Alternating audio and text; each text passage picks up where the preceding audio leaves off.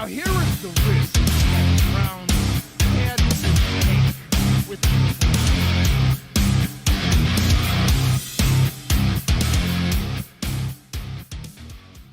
I love you, Cleveland. And I love you, Ohio. And a very pleasant welcome to this week's version of Bonus Time with Drennan here on the Big Play Sports Network, brought to you by our good friends at FanDuel. Hi, I'm Bruce Drennan along with Ryan Smith. Welcome to this week's show. Boy, oh boy, do we have a lot on the platter with the start of the NFL season. The Guardians still very much alive. College football. Let's get right to it. Ryan, how you doing, buddy? I'm doing pretty good, Bruce. I told you pre-show I was a little bit under the weather over the weekend, but I'm bouncing back and I'm ready for bonus time, as You're always. Not contagious or anything, eh? No. You haven't spoken over this microphone, you know that's. Nope, I've stayed in my little I producer would have brought corner. my mask from COVID if that was the case. So you got to give me warning on this. Andre Schmidt.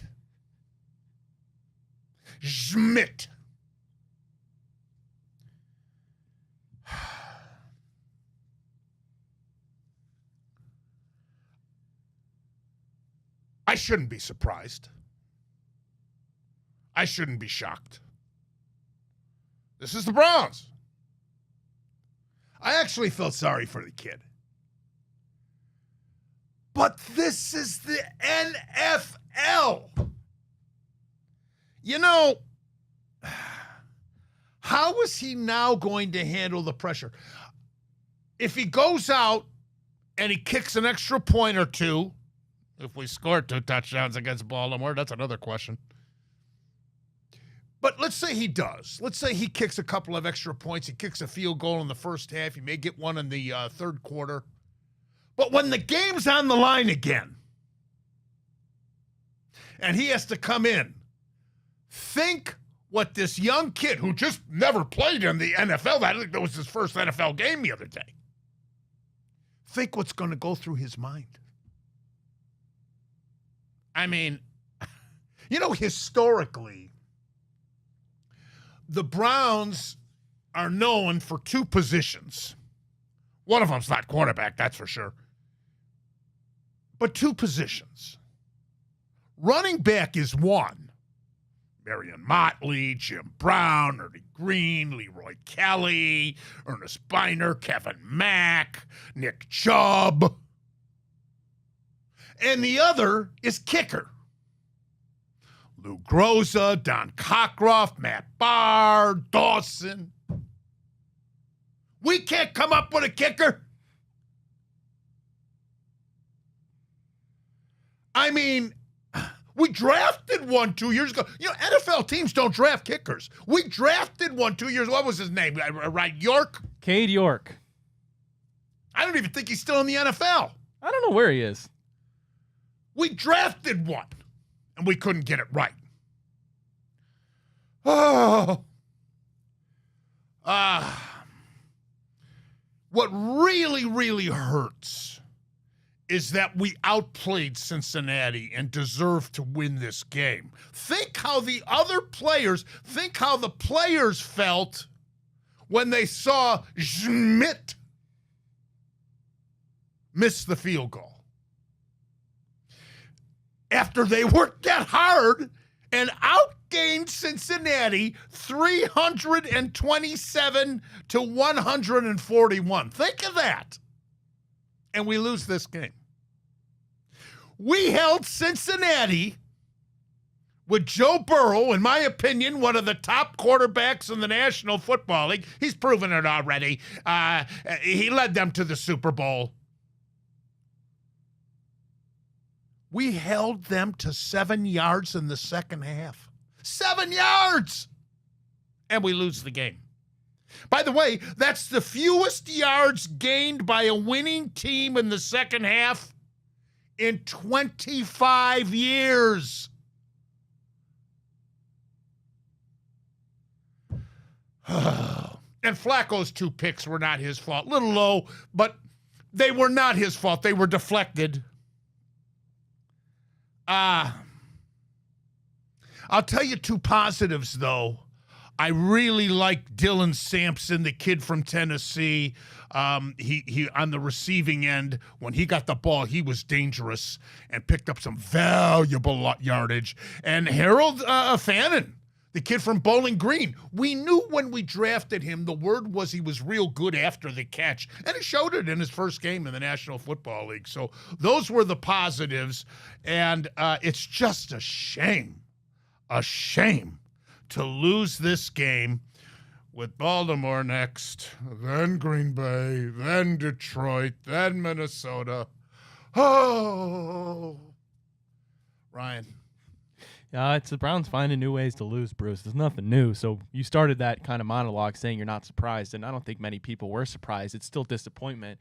You know, kicking is can be such a fluky thing, but when you look at the Browns' numbers, they're I think dead last in percentage of extra points made in the last however many years, and then continually bottom of the league in chip shot field goals, 40 to 50, which aren't your guarantee makes, but nowadays kickers make 9 out of 10 of those pretty averagely. So something's going on with the Browns when it comes to kickers, because you mentioned the lineage, and you haven't really had one since Phil Dawson that's been able to really do anything for the Cleveland Browns. But you're right, the two positives of rookies, Dylan Sampson looked tremendous after the catch. I'm excited to get a bruiser back in Quinshon Judkins here sooner than later to see what they can do together. And Fannin looked really good, Bruce.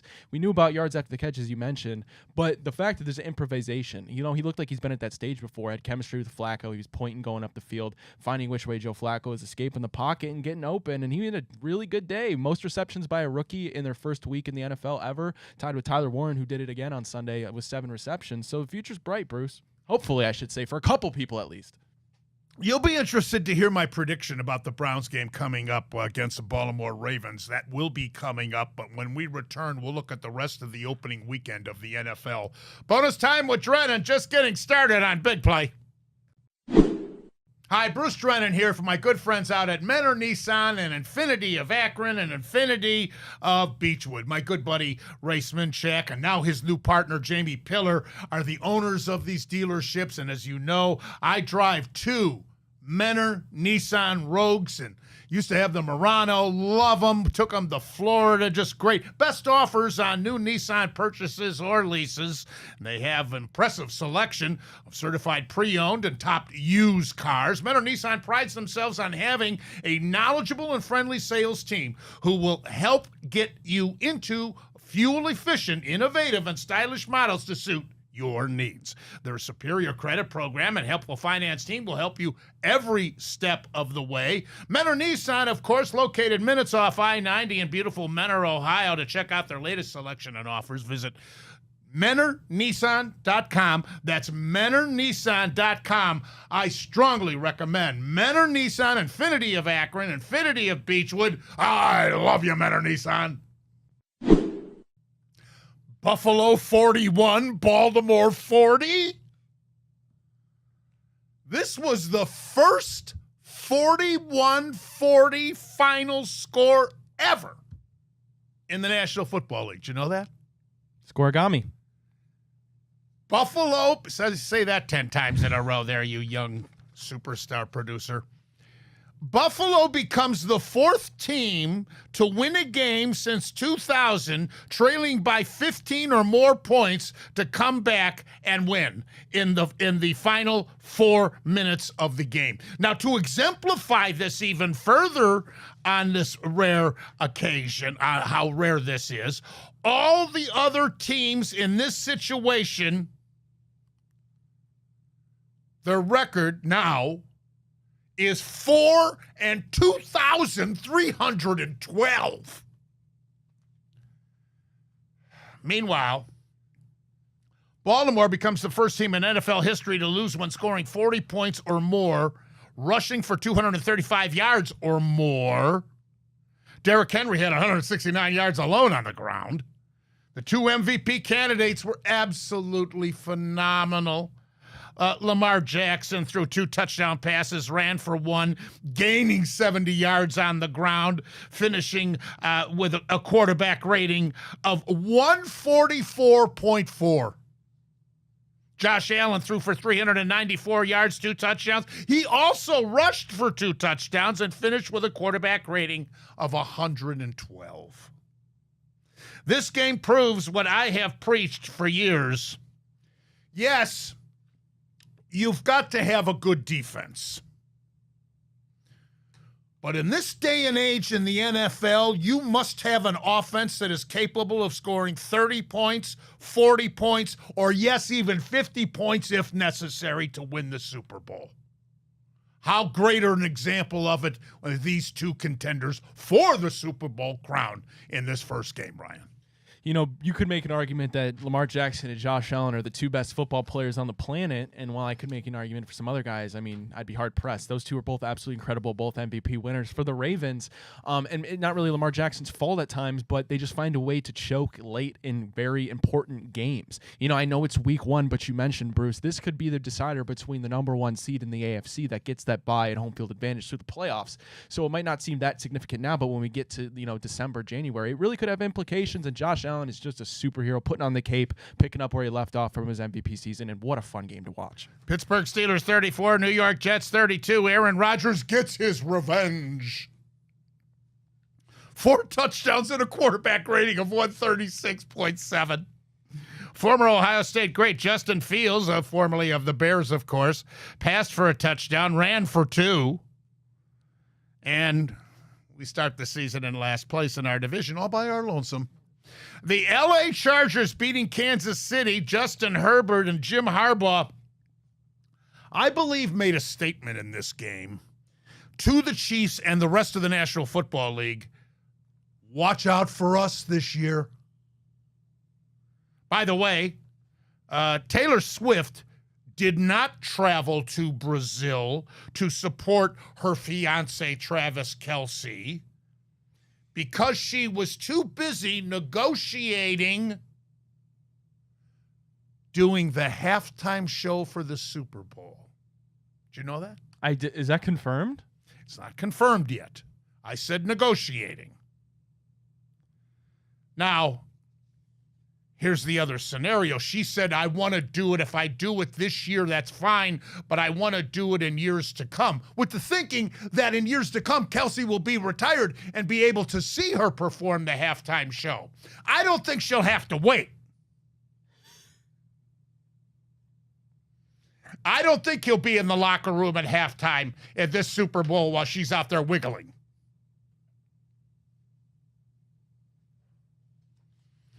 Also, speaking of this game played in Brazil, and this is not funny,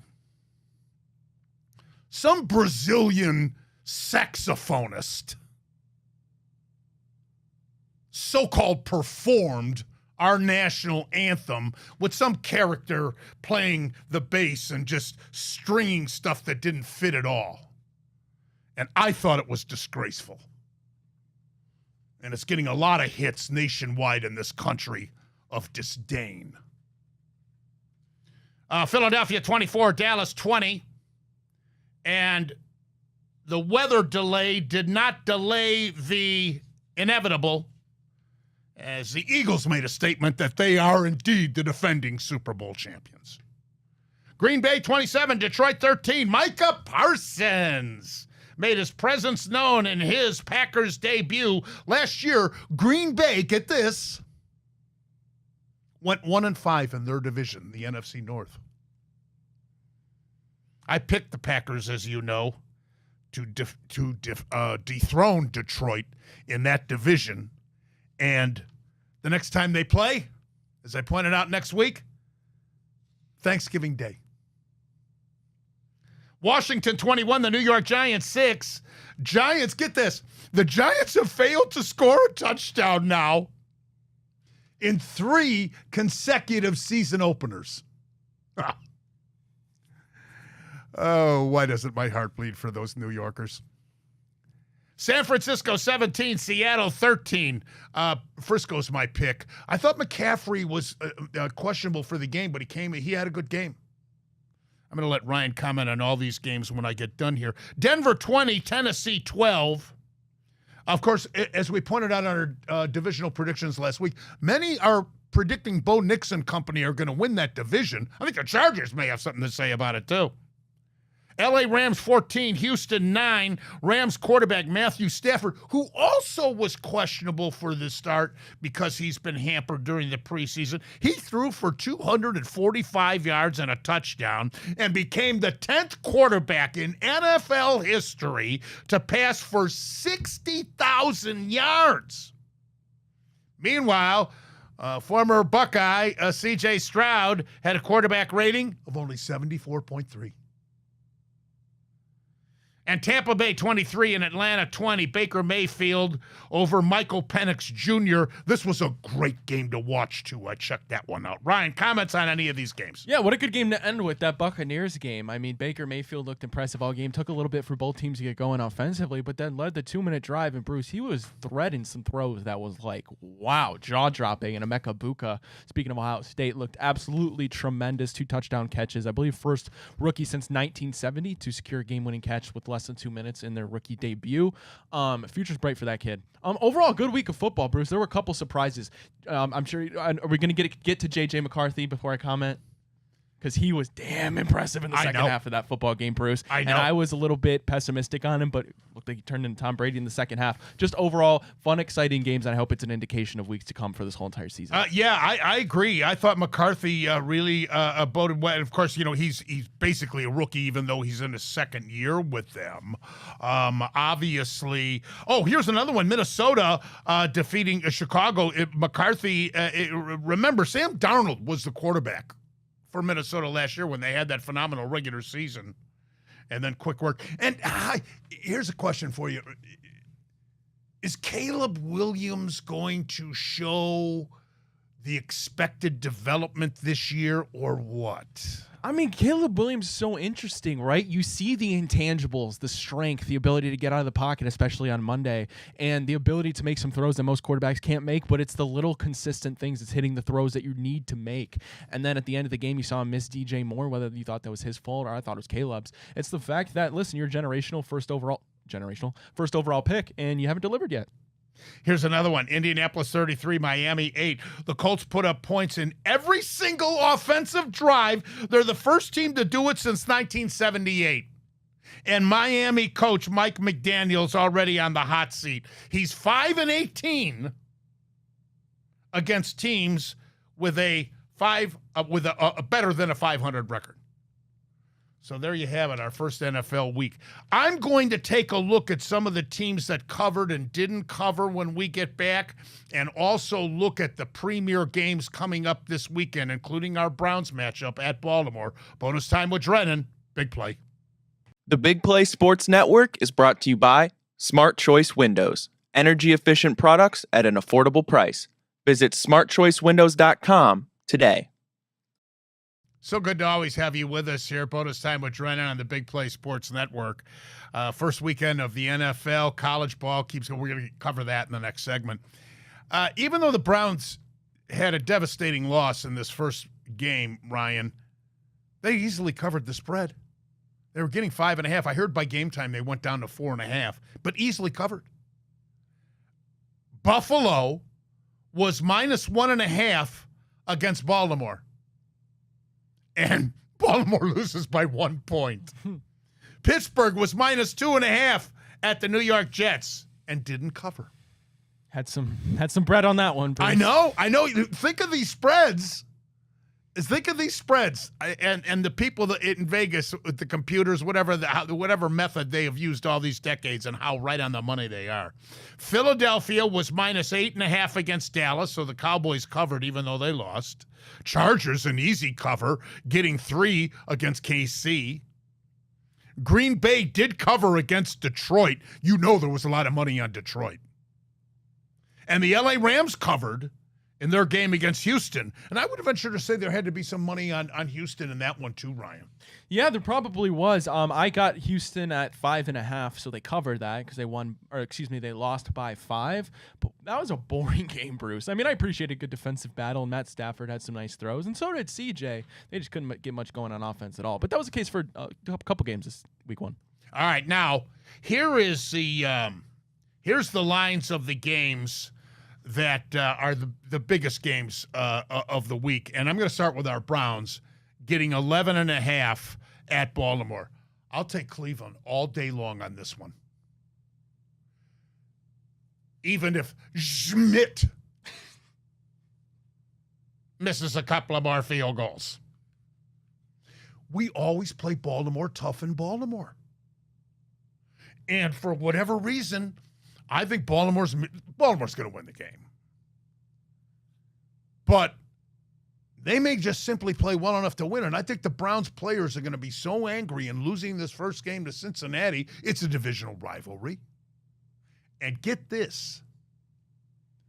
Baltimore is celebrating their anniversary of Art Modell moving the Browns to Baltimore to become the Ravens. All the more reason that the Browns will be motivated to give the Ravens a game here, Ryan. I hope so, Bruce. You know, you talk about being a coincidence. No, it's a subtle jab because at the same time, later in the year, they're celebrating a reunion of their Super Bowl victory when the Pittsburgh Steelers come to town. So there's clearly some AFC North ties there. I wasn't alive when they moved to Baltimore, so it doesn't affect me as much as it does other people, but I still understand the history between those two squads. I'll also take the Browns to cover the points, Bruce, AFC North battle. But again, Baltimore, I'd be lying to you if I said I had a good feeling that the Browns could pull off a win. But, you know, I got to pass this on. For those of you that are old enough to remember, I had taken over. I had been hired to replace the legendary Pete Franklin on the old 3WE. And I was preaching after Modell bolted town, and then the Mike White, the mayor at that time of Cleveland, went to Washington and persuaded the powers that be, not only in the NFL, but governmental power, to give Cleveland a football franchise again, keep the colors, keep the name. I said back then, build a dome. Build a dome. And here we are with this controversy over the dome and the airport and the flight pattern. And all right, Seattle is at Pittsburgh. The Steelers are -3. I'll take Seattle in this game. This one's tough. I give them a chance to win. I'll take Pittsburgh. I think their defense is going to show up this game. Let's are you with me on Cleveland? Yes. All right, Ryan. And then I'll put you over. You're going to take Pittsburgh. Okay. Jacksonville at Cincinnati. The Bengals are a 3.5 point favorite. I'm going with Jacksonville because I'm going to stick. They won their opener, too. I didn't cover that. But they won their opener. It's all tied into how big of a mistake I think it will prove to be that we didn't take Hunter. Lawrence had a pretty good opening game. You may disagree with me on this one, but I'll shoot the dice, roll the dice with Jacksonville. I'll take Cincinnati. I think this is a game where you try to rebound. You're at home, and you realize you couldn't get anything going on offense. You got to start the rolls turning early for Jamar Chase and T. Higgins, and I got a feeling they're going to dice something up for Joe Burrow after they just saw him get shut down by the Browns.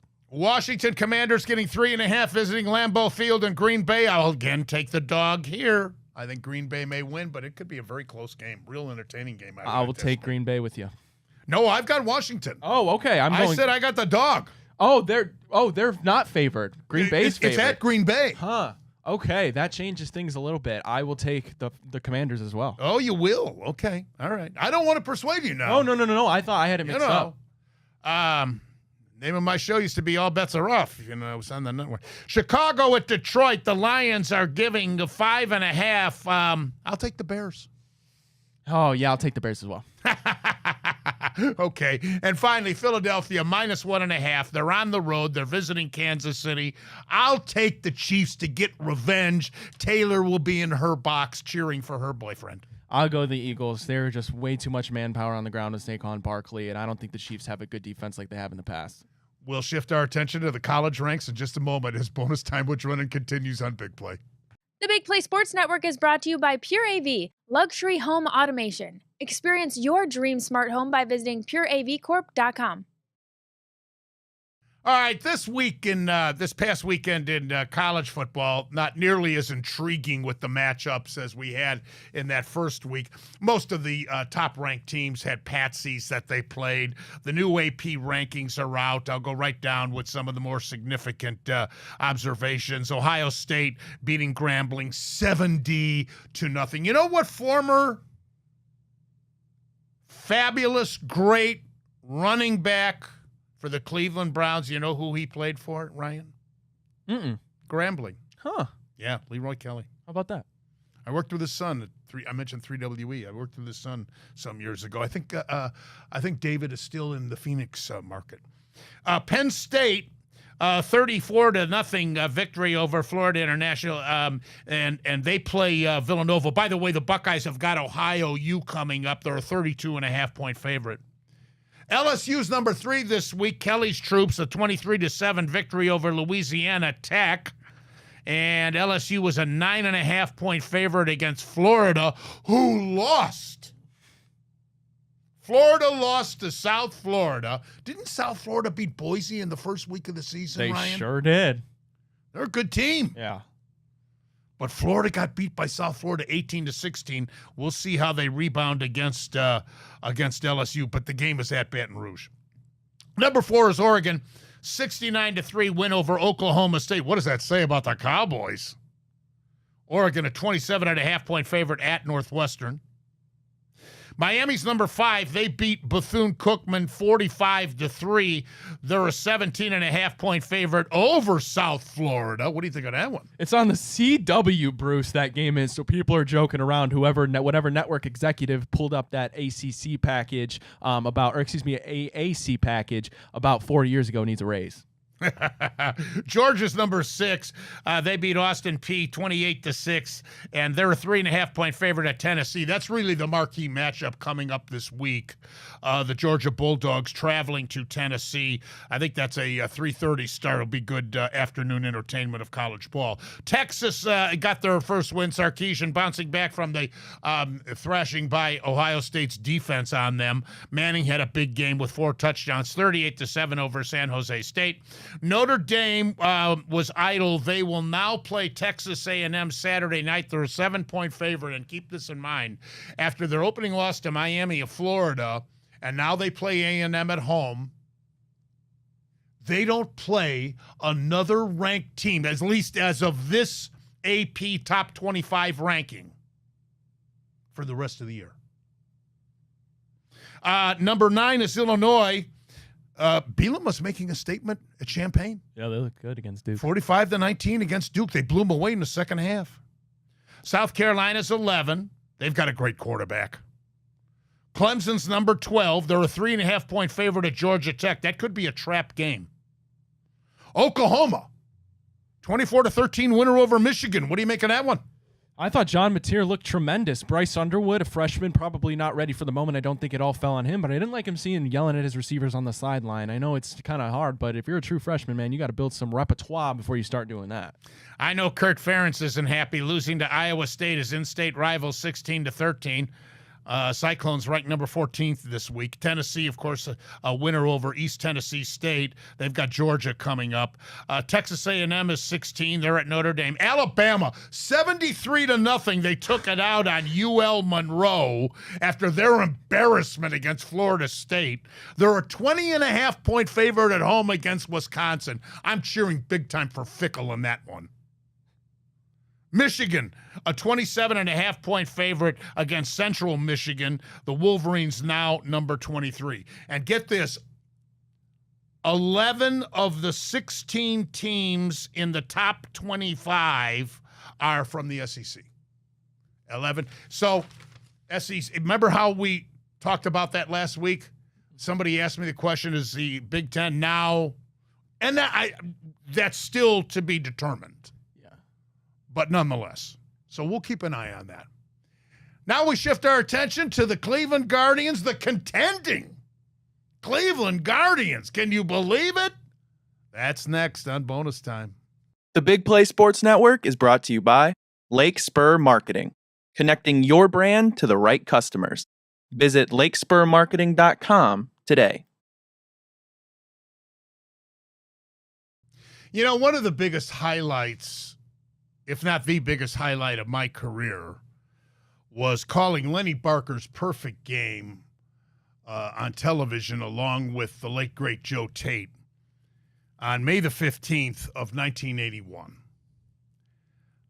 Unfortunately, that's the last no-hitter in Indians / Guardians pitcher has thrown. That's 44 years ago. But, my God, Gavin Williams flirted with a no-hitter back on August 6th against the New York Mets when he took a no-hitter into the 9th inning only to lose it on Juan Soto's solo shot home run with 1 out.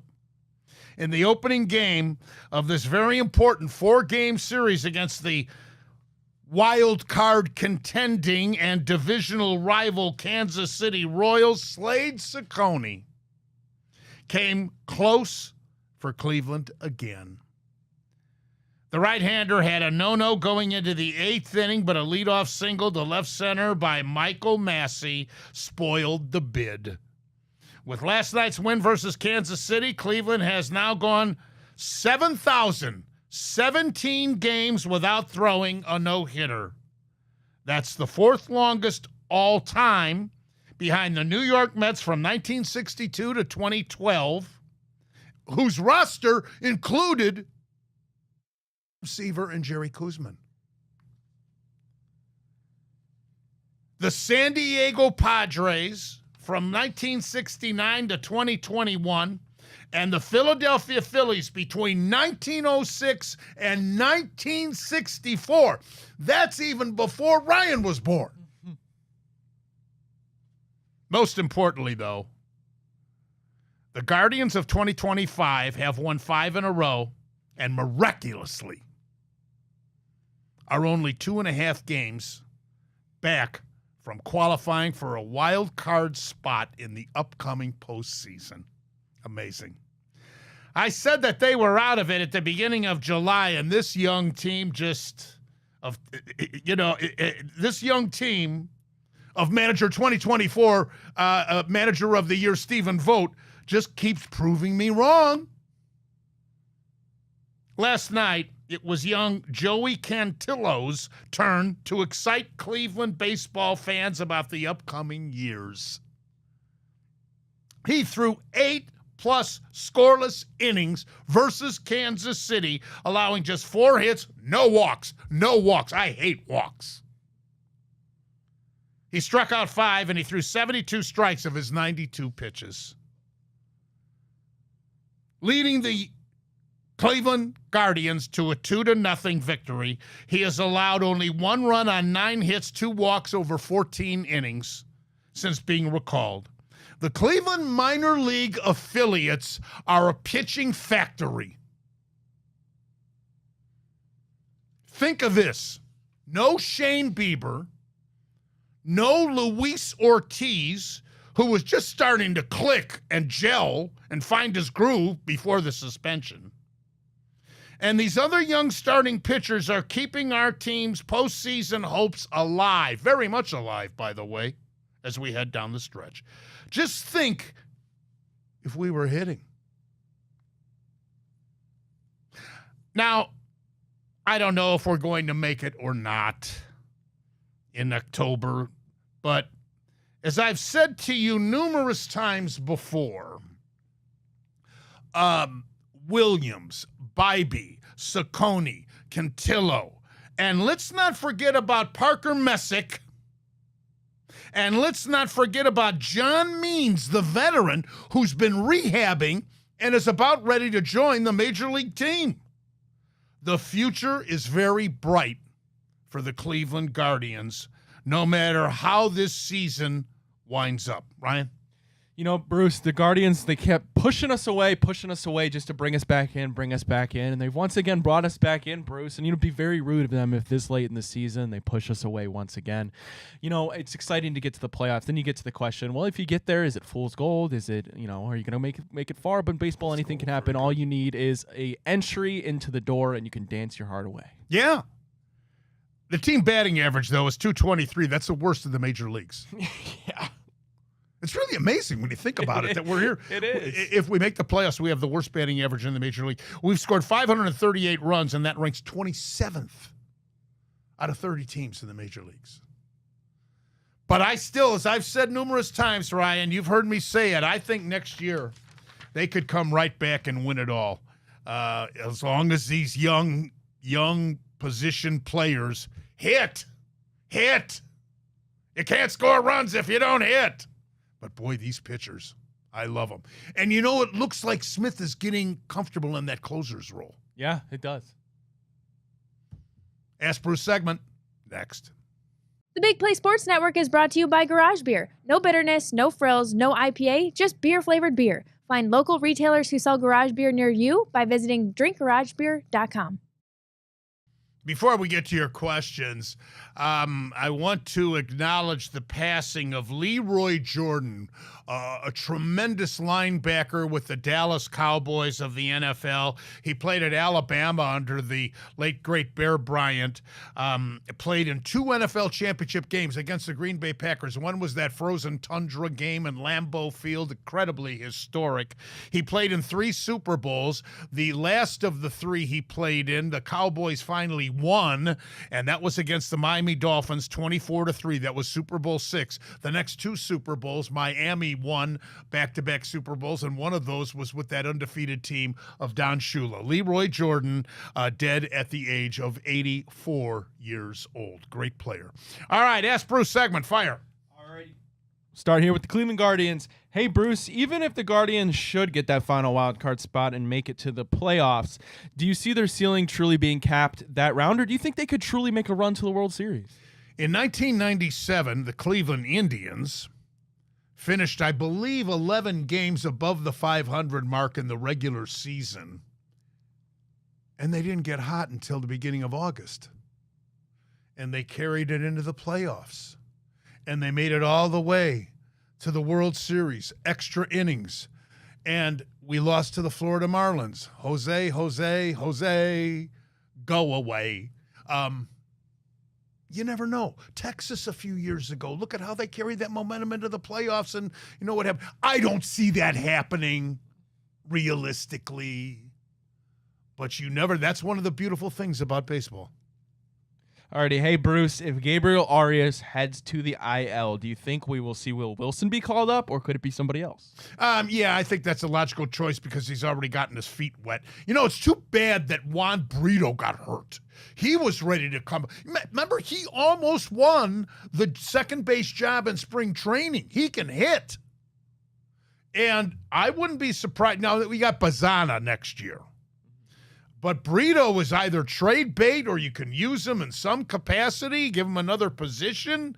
DeLauder, if he can stay healthy. You got Kafus up here. You got Manzardo. All these young guys, but they got to hit. And then the veterans, of course, and Quan and Jose leading the way.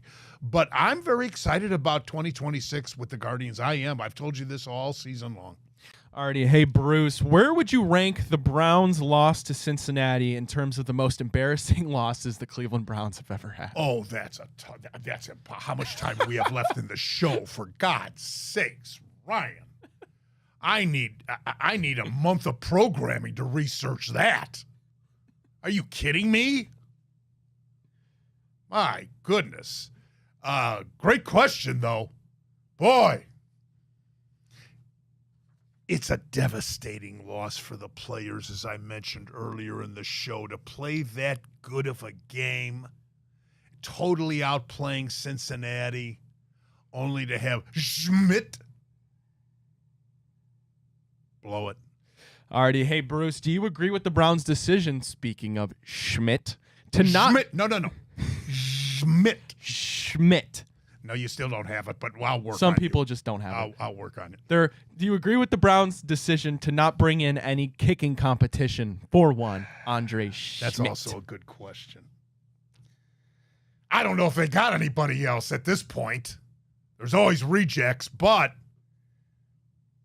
do you realize, you know, how you would ruin that kid's life if you would have cut him? I mean, we're not going to beat Baltimore anyway. So why not give them another chance? And who else is there? Yeah, that's true. Alrighty, hey Bruce.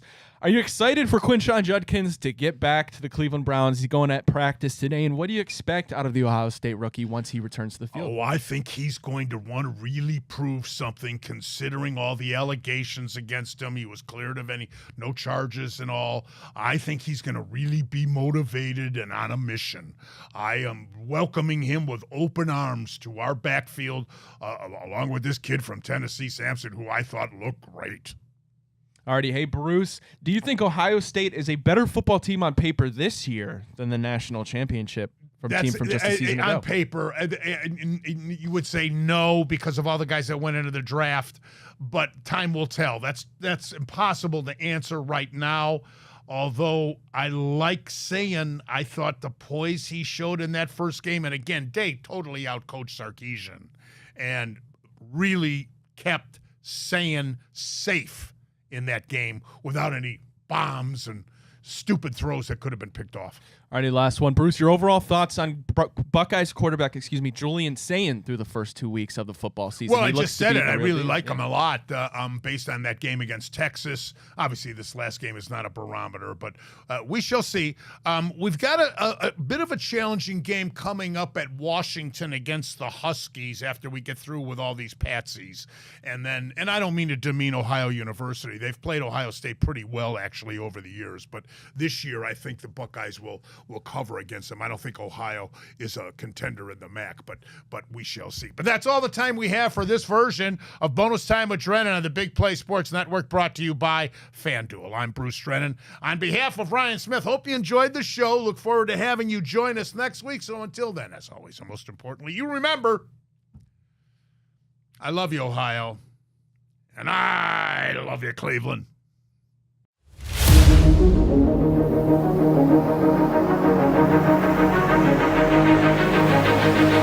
Thank you.